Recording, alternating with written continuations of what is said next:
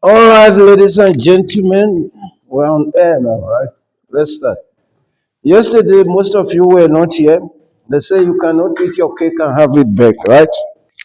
Right. But anyhow, I forgive you, but make sure you come to class. It's very important. Right. I see most of you for the past 3 days. Today's your first time of being in the class for the week, right?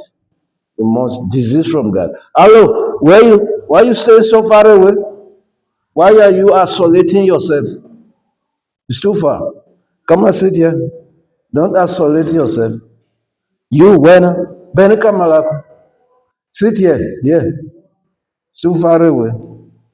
All right, guys. Yesterday I introduced your peers, your class to a new topic, which is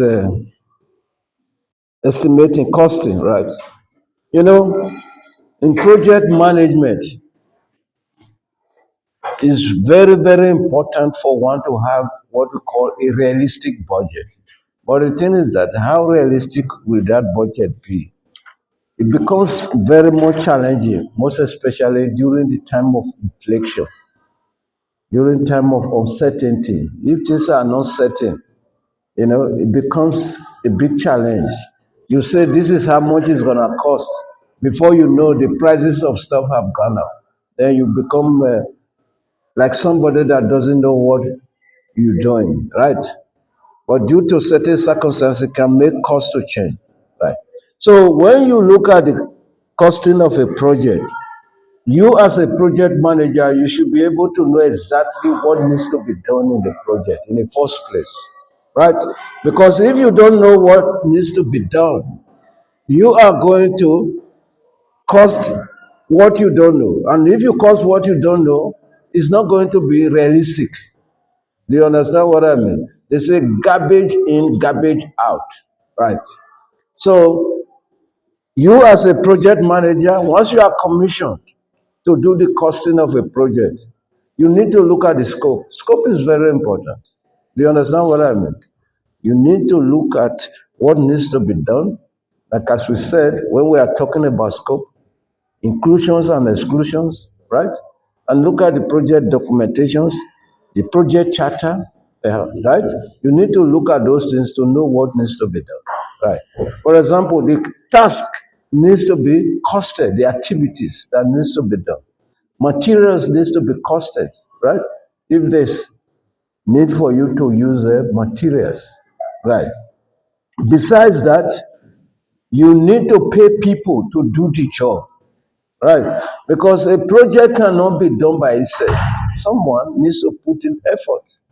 Right. By the way, we say a project is an effort to produce something under a specific period of time. So what it means is that efforts needs to be expended, and that efforts needs to be paid for in form of man-hour labor. Right. One needs to be paid to do the job. Right. So you should be able to identify exhaustively what needs to be done in a project for you to be able to formulate, or rather to build up a cost of a project that one can consider to be realistic or to be factual, if you will. Right. So we talked about that yesterday. I said, but for one to be able to estimate the cost of a project realistically, it's a challenge. It's not so easy. Right. Because when you look at the environment, the external environment. Remember, project itself operates within an external environment, of which there are certain forces in the external environment that can impact positively or negatively on the project that are beyond the control of you, that is a project manager. So those are the things that we are going to talk about today. What could make estimating costing of a project to be challenging, right?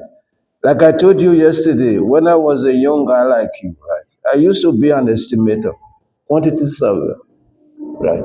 That portfolio is very, very important in a company, most especially in a construction company. Like I said, as small as I was, once I write any figure down, I say, this is the amount that this project is going to cost. Then they believed in me. And I was doing a good job. Do you understand what I mean? Right.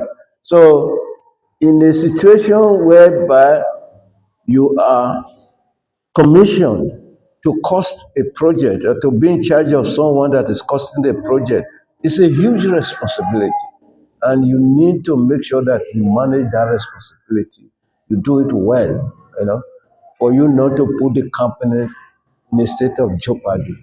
So these are the challenges. But guys, do you understand what I'm trying to explain? Do you understand? Most especially those of you that were not here yesterday. But I told you, when you are not here, I'm not encouraging you to be staying away. But when you are not here, right, you can go to the channel, and that is why I say you must subscribe so that any new videos that are loaded in the system, then you receive an update that we got something new for you, right? Okay. These are the challenges, the impact of inflation on a long-term project. Right. What are we trying to talk about here as far as this concept is concerned, or this idea is concerned, or this challenge is concerned, if you will? When you are doing a project, right, if it is a short-term project, it's not so much of a problem during an inflationary period. By the way, do you know what we mean by this? Inflationary period. Yeah. Where it's a situation whereby prices of things become unrealistic. Right. Have you got any question? Yeah.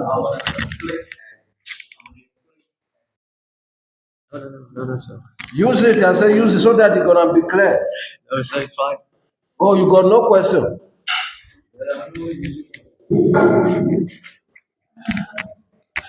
Because once you talking, gonna reflect here. People must hear what you are saying. They understand. That is why I'm giving it to you, right? Yeah. It's not a special privilege. Okay. What we are saying is this. During an inflationary period, the prices of things goes up and up and up, right? If you estimate the cost of a project, you say this is how much it's gonna cost, right? After a few days, the prices have gone up. You see, obviously it's not going to be the same amount that you estimated. Even if you add a lot of contingency, I will explain to you what is contingency. It's not gonna make up.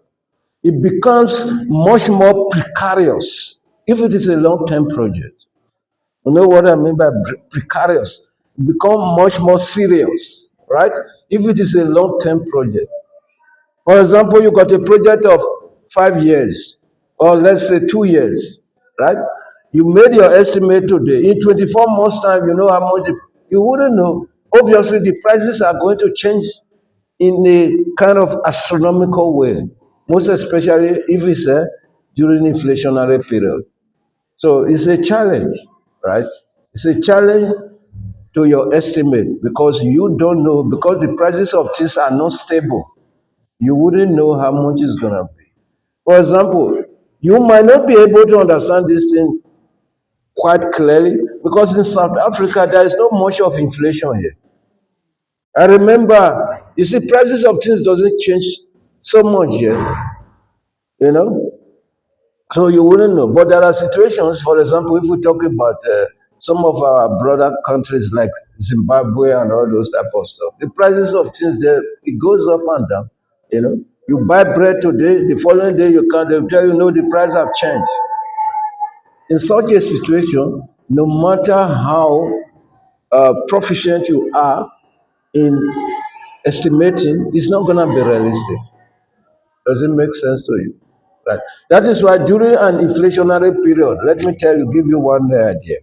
During an inflationary period, a borrower stand a better chance than somebody that is, you see, you have a borrower, right? Somebody that borrow money from you stand a better chance than you that is borrowing somebody money. Because during an inflationary period, the value of money is going down every day. Right. For example, if you borrow me 1,000 rand today, right? But it says in 5 days' time I should pay back. The value of 1,000 rand in 5 days' time will not be depreciated. So you, me that is borrowing from you, stand a better chance than you borrowing me the money. And that period of inflationary trend, You put money in the bank, you are wasting time. The value of money will go down. Right? So that is what we are trying to say here. Yeah.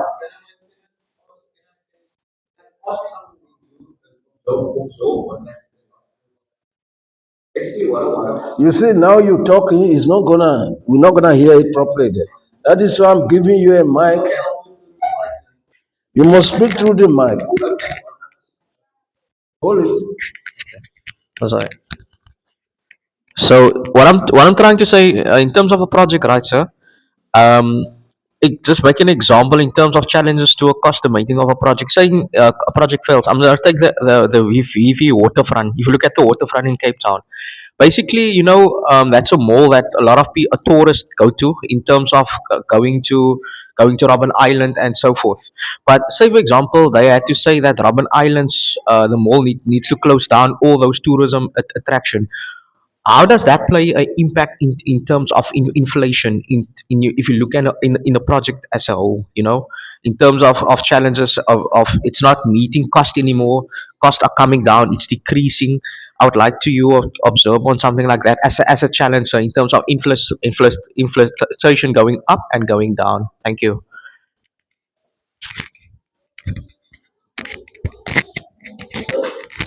All right, that is a very brilliant question. Right, let me provide articulated response to that. Okay, you're talking about people going to the waterfront. They are the tourists. Okay. Now we are talking about inflation, right? In relation to that. Okay. Remember, when there is an inflationary period, the prices of things are going up, right? For example, let's talk about the boat that they are using to go to Robben Island. The diesel gonna increase, right? If the diesel price increase, obviously the price at which they used to pay or charge the tourists, they have to increase it. Do you understand what I mean? Most of the, for example, the food there, because they are selling food there as well, prices of things gonna go up, right? Because once the prices, you got the prices, yeah, okay.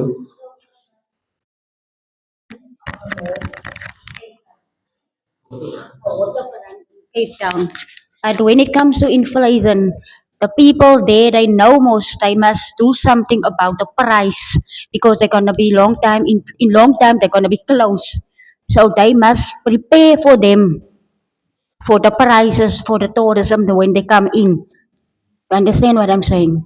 Because he's talking about the mall that's closing in Robben Island, so they must prepare them. Am I right?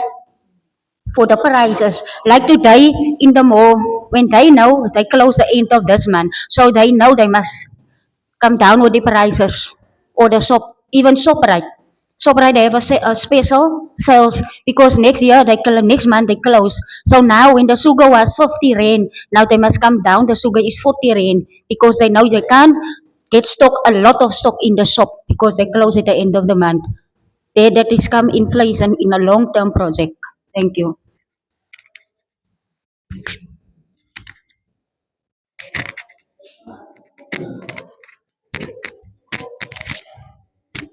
So that is another brilliant contribution. I love this because the class is becoming interactive, right? Okay, let me try to finish what I want to finish. Then we can talk about that, right? Right, right, right. You see, inflation is not something that you, as a business owner, can control. It's beyond your control. You can do much as you can, but you cannot control it. It's an external factor. You are not the one causing it. That is why, okay, another a way that, let me give you an example that you can use to manage it. For example, you can have a fee, negotiate a fixed price with your suppliers. Do you understand? But it depends on the gravity of the inflation. If the rate of inflation is very high, even no supplier will like to give you a fixed price. You will say, I don't know how much it's going to be. Those are some of the things that the ways you can use to navigate. I like your contributions, right? It's good. It's interactive. So let's see how we're gonna finish this thing then, because Today is very short. Right. Okay, maybe by the time I finish explaining all, it will become much more clearer. So whatever doubt you got will be cleared. Then the impact of currency exchange rate on international project. Right. Let's look at this.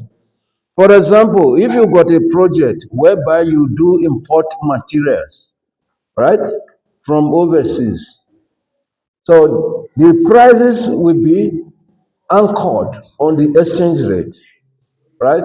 So if the exchange rate, for example, if the rand is depreciating, you know what I mean by depreciating? If the value of rand is going down, it means you need more rand now to buy the same item that you be buying previously, right? You need more rand to pay for it. So at the end of the day, your estimate is likely to be jeopardized because when you were making the estimate, when you were costing the project, right, you didn't know that the value, you, even if you know that it can depreciate or can appreciate, you wouldn't know the extent. So that can be a kind of a challenge to your estimate. Huh? Right. Then failure to obtain firm prices from suppliers and subcontractors. Like I said, what happens most of the time when you discover that the prices of things might not be stable, then you try to negotiate with the suppliers, right? You tell them, okay, this contract is a non-fluctuating. We call it non-fluctuating contract. Fluctuation means increasing it up and down. It must not fluctuate. It must not go up. It must not go down. Fixed term contract, right? In terms of the price. If it is a fixed price contract, that means the prices will not fluctuate. So if you are able to secure that type of agreement, MOU, with your suppliers, then it's going to be balanced. But if you're unable to do that during an inflationary period, or if your supplier pays to agree on a fixed term prices with you, is gonna constitute a kind of a challenge to your estimating. Right. Then this one, poorly prepared WBS that lead to incomplete budget. You know what is WBS by now? Work breakdown structure.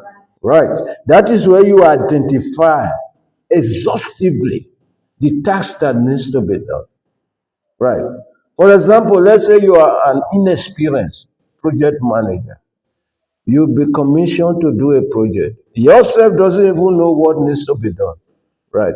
And at the end of the day, you will not be able to identify exhaustively the task that needs to be done. Remember, when you are costing, you are going to allocate cost to the task that you've identified, right? In your WBS. So if your WBS is wrong, you've already set yourself, right, to fail in terms of being able to calculate a realistic estimate for the project. So that will be another challenge. Estimate based on different methods of costing, right? When you use, there are different ways of costing. So you see that when you use one method, it might be different from if you use another method, right? For example, if you want to use a man hour to calculate, right, based on man hour, you say, how much do they pay a laborer based on standard rate in South Africa, right? Then you say, okay, this type of job, this task, how long is gonna take? Maybe 5 hours, right? Then you said, let's say the rate per carpenter or for a labor is 10 rand. You say 10 times that 100 hours. Then maybe you say 1,000. Maybe by the time you engage somebody to do the job, that person is not going to take that amount. So it becomes more realistic because the method you use to do your calculation is different from what is in reality. Those type of costs. Then inaccurate contingency provision. What do we mean by contingency? Contingency. Prat. Contingency. I mean this. Contingency. Yeah.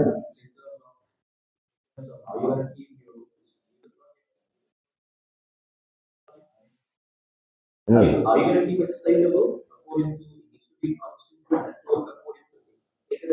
Mm.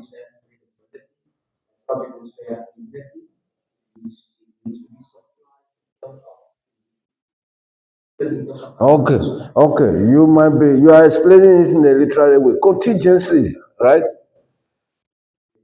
When you are estimating the project, remember you are planning ahead, right?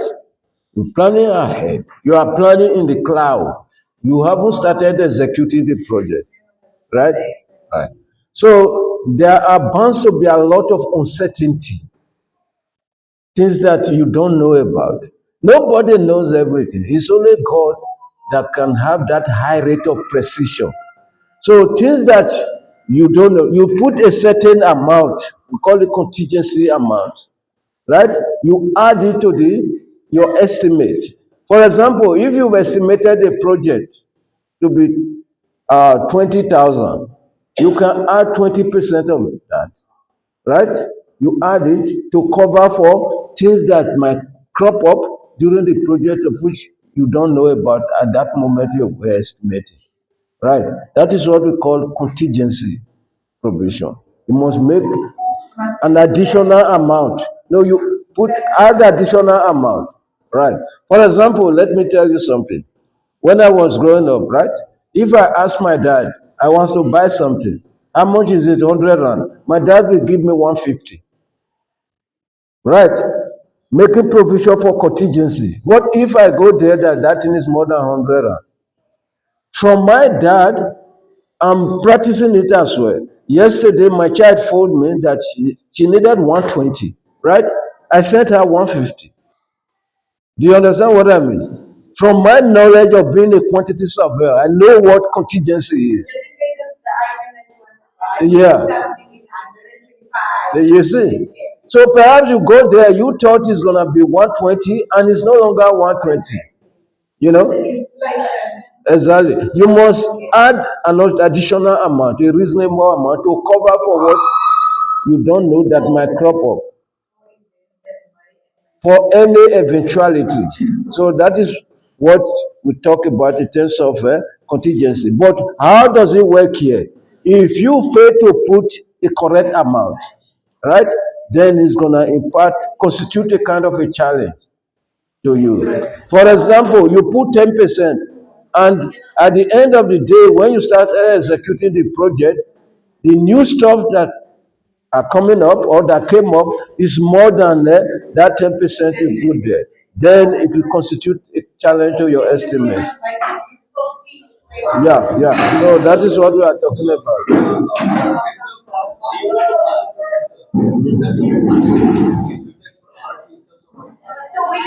Yeah. You first of all calculate exactly what is going to cost. Then you add a certain amount on top. We call it contingency. Yeah. Yeah. What is a challenging to the cost estimating? And then we can tell you in our own words. Yeah. Not Yeah, you can explain in your own word, no problem. like you tell us now. Yeah. We can do that Yeah. explanation. Yeah. Yeah. From Yeah. that, Yeah. So that's it. Right. Okay. Thanks for your contribution. Right. Yeah. I like project management. I'm like, Mm. good. Okay. Okay. Yeah, And the they have an channel. idea where I'm saying they are building with a project now, building out. Yeah,